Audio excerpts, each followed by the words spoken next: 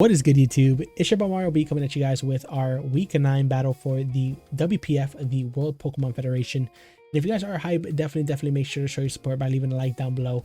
And if you guys are brand new, as always, definitely consider subscribing. So, week 9, baby. I know you guys are wondering, where's week 8, Mario? Where's week 8? And that's a good question. That is a really good question, but one that... okay, I'll answer. So what happened, guys, was I actually ended up streaming the game to one of my good buddies, and I guess when I streamed it on the Discord, I didn't have my voice meter open, which didn't allow my audio to record. Voice meter is an application I use for my microphone to sound the way it does, and it didn't record. So that's a little unfortunate, and I wanted to do postcom, but for the past week I've kind of been in bed rest because I've been having some problems with like my stomach and my back and stuff. So I figured I'd skip over it, which is fine because, you know, not like I'm a full-time content creator or anything like that. So I figured it'd be fine to skip it. I'll go ahead and talk a little bit about it right now, and then we'll go ahead and dive into this week's battle.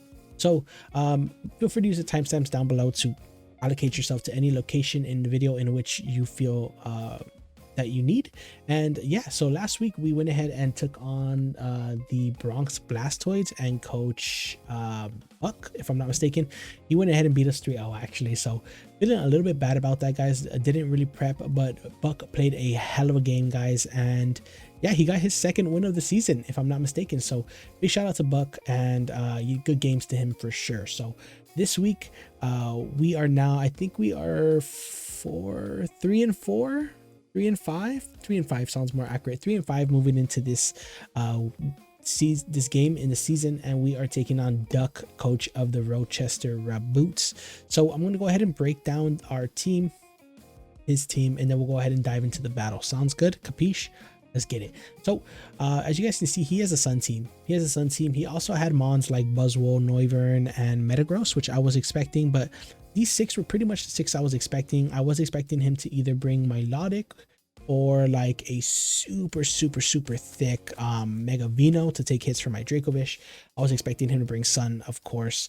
Alakazam, I wasn't expecting too much as I was expecting like Metagross in that slot, but Alakazam works fine as well. The Rotom Heat, which I was expecting fully, because Rotom Heat is actually a very nice check, like if it's Scarf to like my Tornadus, and Rotom to my Rotomo, to my Sceptile, things like that. So I could see him wanting to bring something like a Choice Scarf, Rotomo this game, and then Grimmsnarl, which could set up Prankster screens, could you know, T-Wave Tornadus, T-Wave our Dracovish. So definitely made sense for him to bring it. A squad that I'm going to go ahead and bring this week is a fully specially defensive Gigalith with Rest Sleep Talk. It's a Rest Sleep Talk set with like Rock Blast and Earthquake. Really good against his team. It is Spadef, so we can take hits from his Ninetales, his Alakazam, Rotom Heat very easily. We're throwing them all out, right? We're throwing out Ninetales, we're throwing out Rotom Heat, we're throwing out Alakazam since it's so frail. Really nice. We had the Chople Berry on there to take a Focus Blast from Alakazam into another Focus Blast. So that was that. That's why that was there. Our Gardevoir set was really awesome this week. It was going to be Calm Mind 3 attacks. So it was Calm Mind, Energy Ball, Psychic, Moonblast, which I really liked against his team here. If you guys see, outside of Sun, it does very well. We knock out the Rotom Heat if we are boosted up. We knock out the Grimmsnarl. We knock out Milotic with Energy Ball. We can take a hit from the Alakazam if we're like at +2, +3. Ninetales as well, same thing, +2. And then if we're at +2, we actually eat hits from like Vino with Sludge Bomb as well. So it was really nice, really cool set. Next we had Rotomo, which our Rotomo was actually our main check to the it was our main check to the Metagross this game. It had enough speed for Adamant Metagross, and then we could Wisp it, Pain Split, all that good stuff. Leaf Storm was there, and it was also here to pressure the Milotic as well, since my team didn't really switch in the best to it. This thing served as a pretty fair check to it. Miltank, which is kind of hidden right there. Miltank is our switch into Venusaur, since it's carrying the Sap Sipper, max HP, max Spadef. It's carrying Stealth Rocks, Seismic Toss, Milk Drink, and Fire Punch, because once it hits us with the Sap Sipper and the Sun, Fire Punch, even though it has Stick Fat, does more than Seismic Toss. So that was something to keep in mind too. Tornadus was basically just a fat Tornadus with a timid nature with a little bit of attack EVs, so that we had a 50% chance to knock out the Alakazam with a knockoff turn 1 if he did decide to lead off with that. So that was basically what that set was there meant. What that set was there, what that was meant there for that set, something like that. And then we brought Expert Belt, Dracovish for attacks with Psychic Fangs, Crunch, Vicious Ren, and Super Fang, if I'm not mistaken. But yeah, guys, as always, big shout out to the front office homies. And yeah, let's go ahead and get into the battle. So here, like I said, guys, my main lead was going to be Torn. The idea was he either leads off with Alakazam or he leads off with he leads off with Ninetales, right? So go ahead and see what he ends up doing here. I lead off with Tornadus as he goes ahead and leads off with the Milotic, which really threw me off here. I was expecting like a fully max HP, max defense, Marvel scale Flame Orb Milotic. So here at this turn, I was kind of thinking, I wish I had Toxic. That's what I was really thinking at first, but then I was like, hey, that actually might give it its status, so maybe it's not good. And yeah, so I was like, you know what, let's go ahead and just knock off this thing's item, right? Whether it's leftovers, whether it's Flame Orb, whether it's whatever citrus berry, it's gonna go ahead and pay off in the long run. So that's what I ended up doing here. I ended up clicking knock off and I get rid of his Flame Orb, which is really, really nice because now Dracovish is gonna have a little bit of an easier time as this Milotic can't always switch into it. As he's gonna go ahead and go for the Toxic. I don't really mind. Takes 6%. That's regenerator damage. I went ahead and went for Hurricane here because I wanted damage off. I wanted that damage off. I was thinking, hey, you know what? If we can lower down Dracovish's checks in the sand, this thing can pretty much clean up. Grimmsnarl doesn't want to take a hit. Rotom, he doesn't want to take a hit. Alakazam doesn't want to take a hit. Ninetales doesn't want to take a hit. So once we get rid of this thing and the Venusaur, we're pretty much coasting. So I figured, hey, let's hit it with a Hurricane, and we're fortunate enough to get the Confusion, which is really, really big, as you guys will see, because he goes ahead and goes for the Scald here, which doesn't do too much, guys. Like I said, this is all regenerator damage. Should be very, very easy. We go ahead and U-turn out so we can go ahead and get that damage back. And I go ahead and go into Rotom mode because I figured, hey, this thing is the most expendable member on my team. Metagross didn't come. You know what? We could take an Ice Beam if he wants to go for it. We could take a Scald. So let's go ahead and go into it. He went ahead and gets hit by his own Confusion here, which is so nice because now this gives us the option to go ahead and Volt Switch here. As we do, he brings in the Ninetales. I'm going to go ahead and Volt Switch out of here, and I'm going to go straight into my Gigalith here, guys. Gigalith is my dedicated check to this thing. He can hit me with Solar Beam. He can hit me with Energy Ball, but it's still like a 3-hit KO, if I'm not mistaken. It has like a very, very small chance to 2-hit KO, like 0 point something to 2-hit KO. So I wasn't really caring about it too much. And you guys can see right now we have this thing pretty whittled down. Once we get up rocks, that's another 25% that it goes down, and we're going to be sitting pretty if we get rid of his Sunsetter. So we go ahead and get rid of that Sun. I'm debating here between clicking Rock Blast. I want to click Rock Blast, and I want to switch out. And I want to switch out into Rotom mode. I want to pull a double into my Rotom mode because what I'm thinking here is he's going to try to get in his Milotic, and he's going to go ahead and try to eat whatever hit I'm going to go for, and he's going to go ahead and try to recover. So that was my biggest fear. I really didn't want this Milotic to stick around for much longer because, like I said, once this thing was like gone, we pretty much swept with Dracovish. So here I'm going to go ahead and pull the double into my Rotom mode as he pulls the double into his Rotom Heat, which really confused me because I'm not sure if this thing was going to Rock Blast. And I was super close to clicking Rock Blast. Like, what did I lose from clicking Rock Blast in front of a Ninetales, which is what I didn't get. But hey, ends up paying off for him. I go into the Rotom mode here as he goes into this thing. I find out right here that I'm faster than him. Actually, no, I don't. It's not leftover. Sorry, I thought I was faster than him. But I'm just going to go ahead and switch right into my Gigalith. Like I said, I don't really have much to lose. As he goes for Trick. He goes for Trick. And honestly, a team matchup, I was thinking about Scarf Rotom mode. I was Scarf Rotom Heat, but I wasn't like expecting it. So it really caught me off guard. So having a Choice Scarf on my Gigalith kind of sucked for the rest of the battle. I'm not going to lie, but we actually managed to play around it fairly well. So I'm going to go ahead and trick us to Choice Scarf as he gets Chople Berry. I'm not really too worried. Here, I knew he was going to go into my Milotic, so I was like debating going into Rotom mode again, but I was like, nope, let's just click Rock Blast here. As he goes ahead and Volt Switches here. He's going to go into the Milotic, like I said, as we go ahead and Rock Blast. And you guys can see, we get 3 hits. We get 3 hits, almost. If we would have got 4, we would have had a chance of knocking this thing out. But after Sand, it's pretty whittled down. So even if it does recover, it only gets to 60. And Rotom can always threaten this thing out. So I figured, hey, let's go right back into Rotom and let's repeat the process. We can Volt Switch on this thing pretty freely.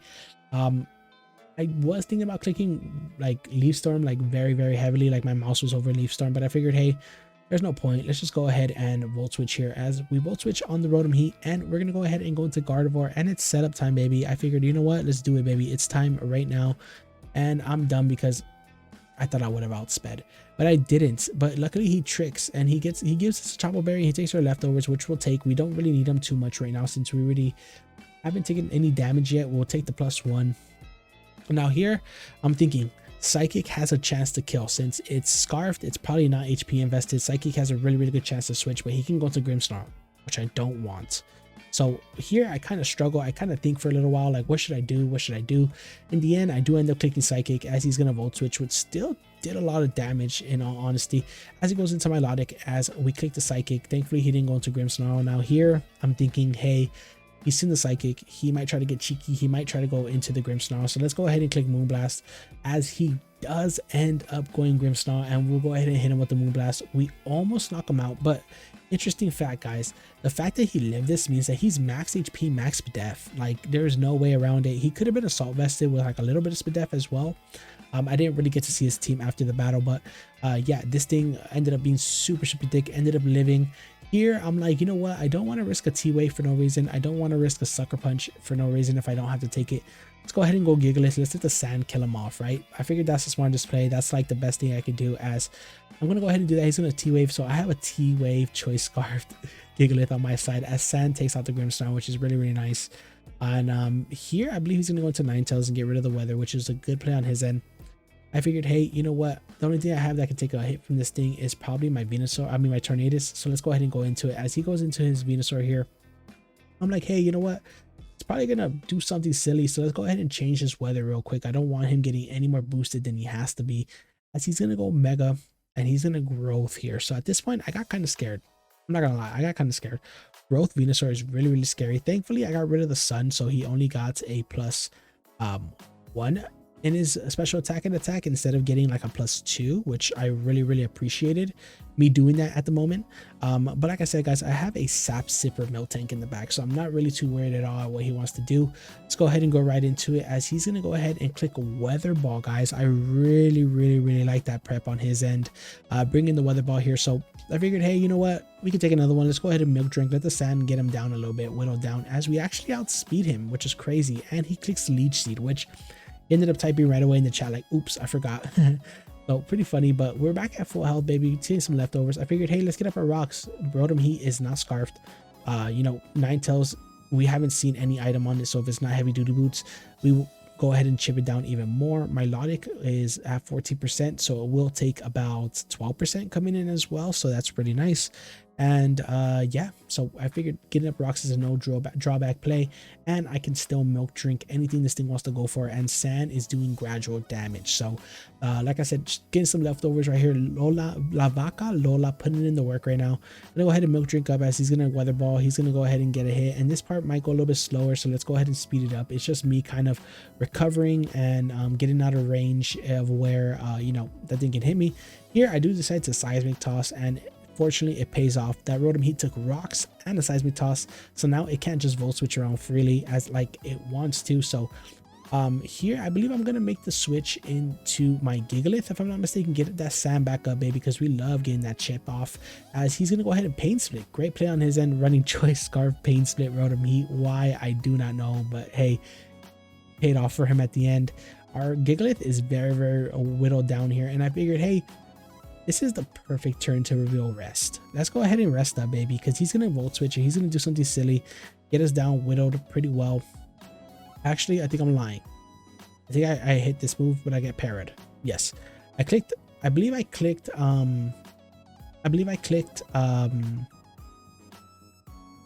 Rock Blast, if I'm not mistaken. I clicked Rock Blast. He goes into the Veno. Here, I'm like, okay, he's going to go for a Grass move. Let's go ahead and go into Tornadus. Totally forgetting that he just clicked Weather Ball like 5 times in front of my Miltank in a Sandstorm, which gives it the rock. So he hits me with a Weather Ball. Thankfully, we're bulky boy. We take the toxic damage, we'll take the sand damage. It's all good. Regenerator coverage, right? We're gonna go ahead and make the smart turn. We're gonna go ahead and U-turn out. We go ahead and do that. We're gonna go ahead and get that 30% back from the regenerator. Go into Dracovish, baby. It's Dracovish time. It's Dracovish time. say your prayers to one of your mons because they're leaving. Pop, boom. Rotom Heat dies. I think he could have played that a little bit better since I still had like only had one turn Sandstorm at the time. But he does sack off his Rotom Heat.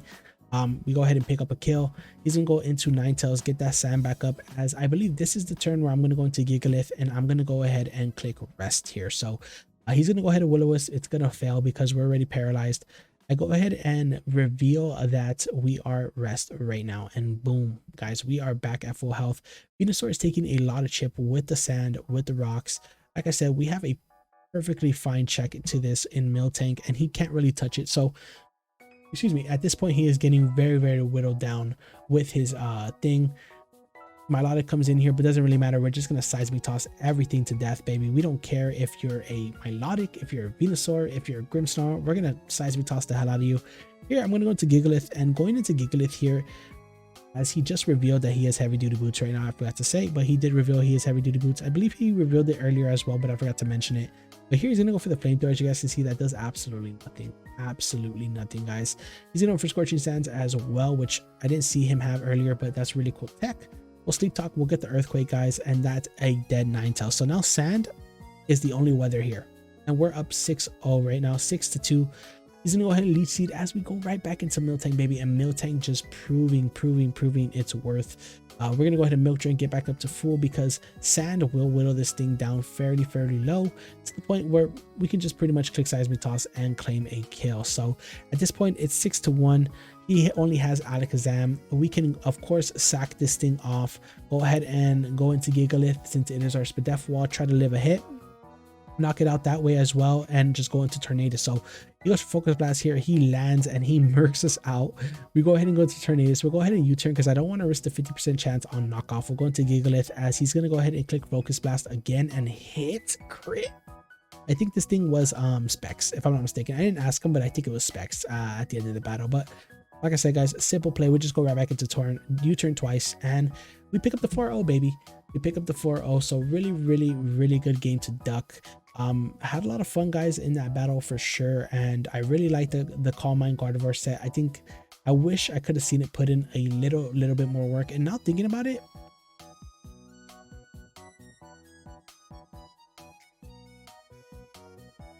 am I dumb? No. Okay. I was gonna say, like, now thinking about it, like I could have gone into Dracovish, but that wasn't until I sacked off the Gigalith, so it didn't really matter. I could have gone into this or Dracovish, it didn't really matter.